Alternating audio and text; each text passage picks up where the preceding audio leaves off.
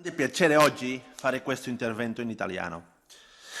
Nell'ultimo Consiglio il Presidente Michel ha affermato che la non discriminazione delle persone LGTBI è parte del DNA dell'Unione. Nessun Paese dunque può pretendere di far parte dell'Unione se non rispetta questo principio. Tuttavia, recentemente l'Ungheria ha approvato una legge omofoba che vieta di parlare di omosessualità nei libri di testo e nei programmi televisivi per minorenni.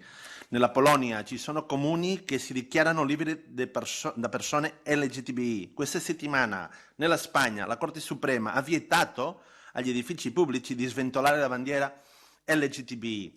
Queste azioni pubbliche incoraggiano i settori più intolleranti della nostra società a intensificare il loro discorso di odio contro la comunità LGTBI, discorso che finisce per legittimare la violenza fisica, minacce, percosse, aggressioni di gruppo e anche omicidi come nel caso di Samuel, il gay 24enne brutalmente pestato fino a morire in Galizia solo pochi giorni fa.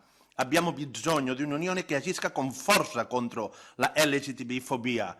Non servono solo parole e discorsi, servono fatti concreti e politiche coraggiose. Grazie.